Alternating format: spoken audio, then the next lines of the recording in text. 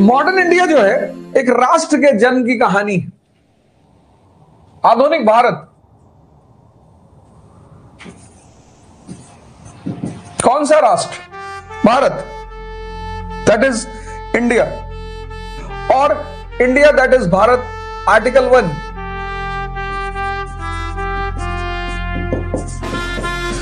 India that is Bharat, article 1।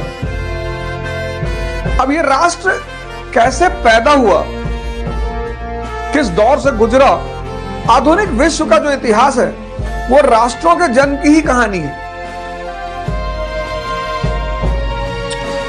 1870 पहला लेते 1787 एक राष्ट्र पैदा हुआ, यूनाइटेड स्टेट्स ऑफ अमेरिका। उससे पहले क्या था? 13 कॉलोनियां थी। ये 13 कॉलोनियां एक राष्ट्र बनी 1787 में। ये बुक लेनी है तभी तो तैयारी करोगे।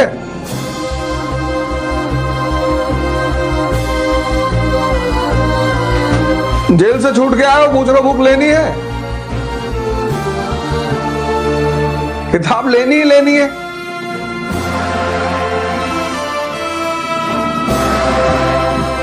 नहीं नहीं, इंग्लिश में बिल्कुल नहीं, सब चैप्टर सेम ही है। तो 1787 में एक राष्ट्र पैदा हुआ, यूनाइटेड स्टेट्स ऑफ अमेरिका। 1870 में एक राष्ट्र पैदा हुआ, इटली। 1871 में एक राष्ट्र पैदा हुआ, जर्मनी।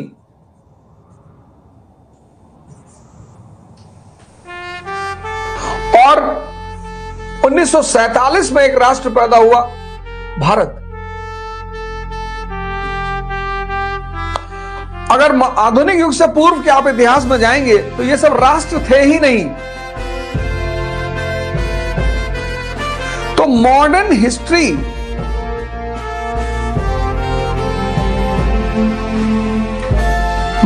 हिस्ट्री जो है वो एक आधुनिक राष्ट्र के जन्म की कहानी।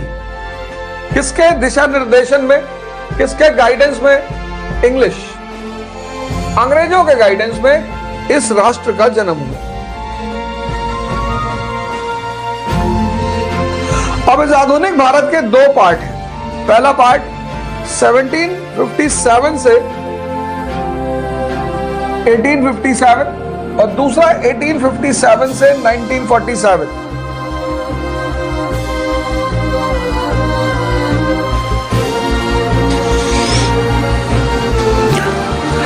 ये जो पार्ट है ये ईस्ट इंडिया कंपनी का पार्ट है। जब भारत ईस्ट इंडिया कंपनी का गुलाम बना,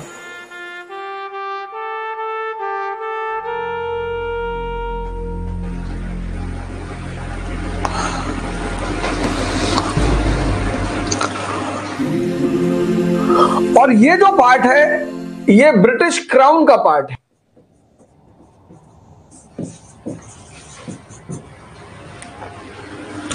इस पार्ट में राष्ट्रीय आंदोलन की शुरुआत हुई। क्यों हुई, कैसे हुई?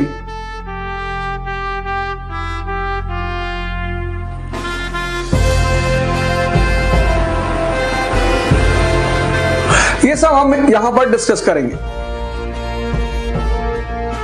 अब कोई भी व्यक्ति गुलाम बनता है। ये बाबूजी एनसीईआरटी दिखा दिया है, आप यूट्यूब पे फिर से देख लीजिएगा।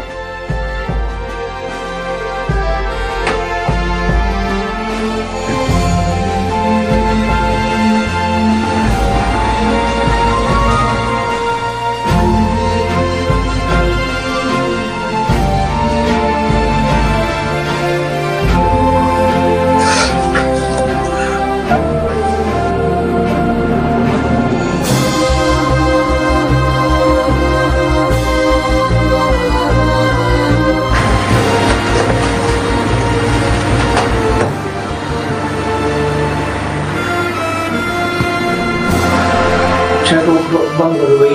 अरे वो कर देंगे बस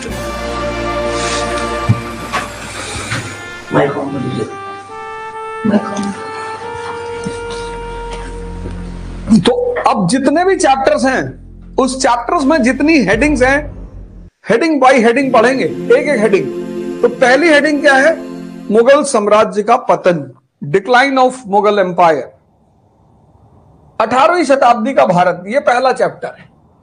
18th सेंचुरी इंडिया, और इस सेंचुरी में जो सबसे बड़ी घटना घटी, यह पहला चैप्टर है। 18वीं शताब्दी का भारत, 18th सेंचुरी इंडिया।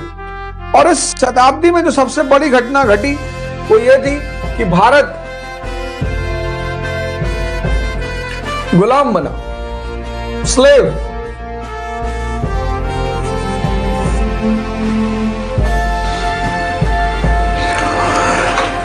अब आप पढ़ते हैं रटने के लिए, इसीलिए तो बहुत सारी परीक्षाओं में आपका सिलेक्शन नहीं हो रहा है। पहली अप्रोच ही गलत है। रटना है, तथ्यों को याद करना है, बिल्कुल नहीं। सब पूरे चैप्टर को समझना है और तथ्यों की प्रैक्टिस करनी है।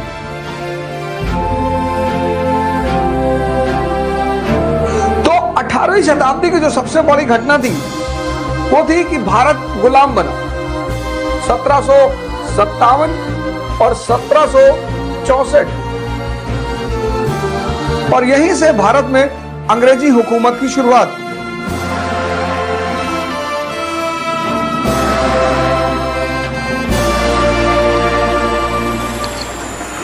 लेकिन यह गुलाम कैसे बना? कोई भी व्यक्ति या राष्ट्र गुलाम तभी बनता है जब वो कमजोर होता है। यह लाइन बहुत इंपॉर्टेंट है। कोई भी व्यक्ति या राष्ट्र गुलाम तभी बनता है जब वो कमजोर होता है। तो ये जो पहला चैप्टर है, अब जो भी चैप्टर हम पढ़ेंगे उसका पहले थीम निकाल लेंगे कि इस चैप्टर का थीम क्या है। इस चैप्टर को पढ़ने के बाद कौन सी पिक्चर बनेगी मेरे मन में, इसका इस्तेमाल करना है। यहां से पढ़ना है और यहां पर पिक्चर बनानी है। तो 18वीं शताब्दी का जब ये भारत का चैप्टर खत्म होगा तो हमारे सामने एक पिक्चर होगी कि भारत की राजनीतिक दशा कैसी थी, पॉलिटिकल सिचुएशन। भारत की आर्थिक दशा कैसी थी, इकोनॉमिक कंडीशन। भारत की सामाजिक दशा कैसी थी, सोशल कंडीशन। भारत का कल्चर कैसे था, कब? 18वीं शताब्दी में, 18th सेंचुरी। कोई भी राष्ट्र गुलाम कब बनेगा? जब वो कमजोर होगा।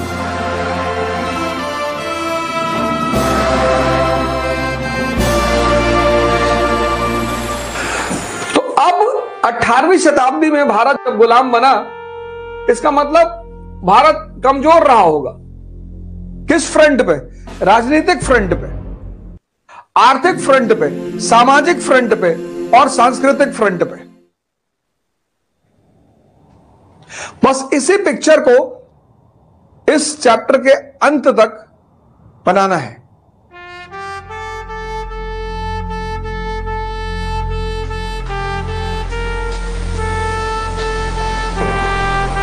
पहली हेडिंग, मुगल साम्राज्य का पतन, डिक्लाइन ऑफ मुगल्स। यह बड़ी घटना रही 18वीं शताब्दी की राजनीति में।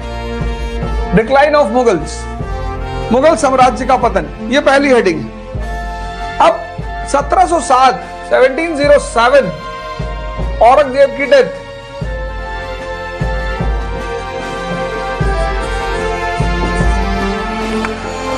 बड़े सारे इतिहासकार यहीं से आधुनिक युग की शुरुआत मानते हैं। वो खैर चर्चा का विषय, उस पर हम चर्चा करेंगे ही करेंगे। तो 1707 में औरंगजेब की डेथ हुई, और जब औरंगजेब की डेथ हुई तो एम्पायर जो था, साम्राज्य, उसकी यूनिटी यानी एकता और स्टेबिलिटी यानी स्थिरता दोनों ही हिल चुकी थी। ये पहली बात समझने लायक है कि 1707 यानी 18वीं शताब्दी की शुरुआत में जब औरंगजेब की डेथ हुई तो साम्राज्य की एकता और स्थिरता दोनों ही हिल चुकी थी। क्यों हिली? उसकी पॉलिसीज की वजह से। उसकी बड़ी सारी नीतियां ऐसी रही जिसने साम्राज्य की एकता और स्थिरता को हिला दिया।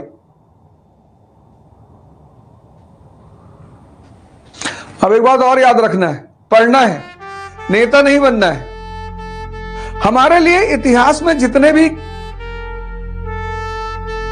व्यक्ति हैं वो कैरेक्टर हैं, उनसे रिश्तेदारी नहीं करनी है। उन्हें आदर्श बना सकते हैं अगर उनसे कुछ सीखना है तो।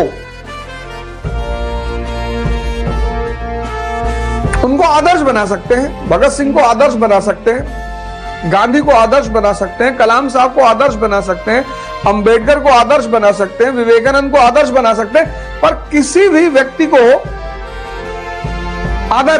आदर्श मतलब होता है किसी के पथ पर चलना, उसके लिए झगड़ा नहीं करना।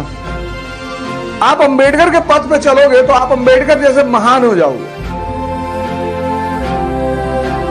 आप विवेकानंद के पथ पे चलोगे तो आप विवेकानंद जैसे महान हो जाओगे। बस इतना ही रोल होता है आदर्शों का कि आपने उनकी उंगली पकड़ ली और उनके रास्ते पर आप चलते रहे तो जहां तक वो पहुंचे उसी रास्ते पर चलकर आप भी वहीं पहुंचे। हर व्यक्ति से हमें सीखना है। इतिहास एक ऐसा विषय है जो दो वर्गों के बारे में लिखा जाता है। एक शाही वर्ग के लिए क्योंकि उन्हें इतिहास से सीखना होता है, एक आम आदमी के लिए क्योंकि उन्हें इतिहास से लड़ना होता है।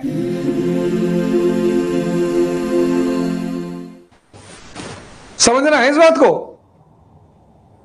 तो औरंगजेब हो सकता है कुछ मुसलमानों के लिए मुसलमान हो, आपके लिए नहीं है, आपके लिए शासक है। बहुत सारे हमारे मुसलमान भाई भावुक हो जाते हैं कि भैया बहुत अच्छा आदमी था, अब बहुत अच्छा था, एक बार ऐसे उंगली डाल के छेद कर दिया था आसमान में। और बहुत सारे हिंदू भाई हैं जो उससे नाराज हो जाते हैं, ये सर बहुत उसने सर सब मंदिर तोड़ डाला सर उसने। हाँ तो किसका विनाश किया? अपना ही तो किया। ये देखो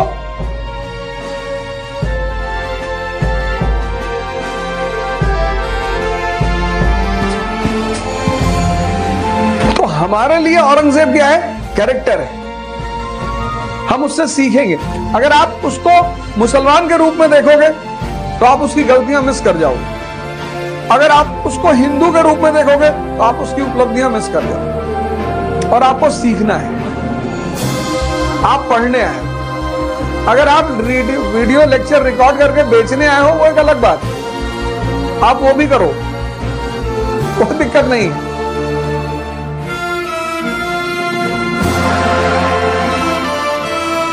लेकिन जो लोग पढ़ने आए हैं उनका उद्देश्य है सीखना। तो 1707 में औरंगजेब की डेथ हुई और साम्राज्य की एकता और स्थिरता हिल गई। हिली क्यों? औरंगजेब की कुछ नीतियों की वजह से।